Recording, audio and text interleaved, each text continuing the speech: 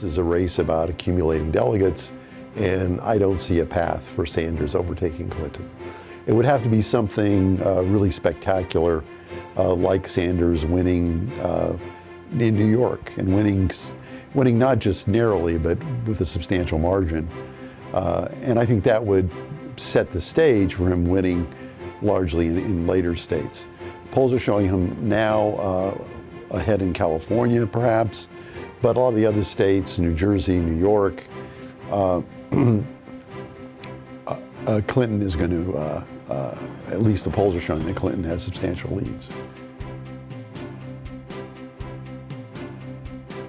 The superdelegates, of course, are those elected officials and other party officials who have automatic seats in the convention. This is something the Democrats do, the Republicans don't. It was a direct consequence of the McGovern victory in the Democratic nomination in 1972, where the party sages decided that in order to forestall activists electing an unelectable activist as the Democratic nominee, they would have these additional sort of party officials there to potentially balance it. Bernie is probably the activist they were worried about. So the superdelegates right now are very much in favor of Clinton.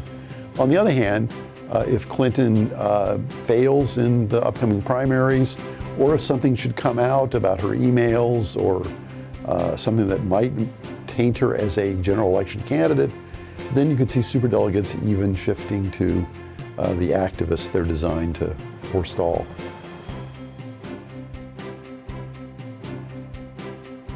We're going to have to wait and see what happens in New York. If Trump is going to win New York, I think the question is by how big of a percentage. If it's cut back, I think everybody expects him to get over 50% of the vote there.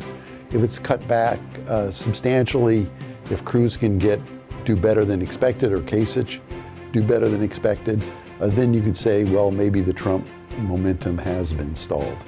But we have to wait and see.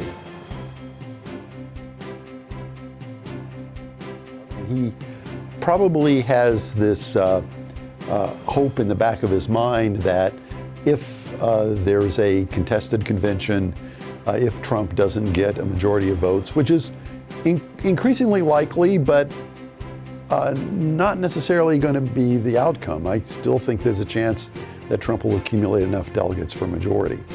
But if Trump doesn't, then there is this contested convention, and I think people like Kasich feels, well, then he might become the alternative. I think that's a dream on his part. I doubt that that's going to happen.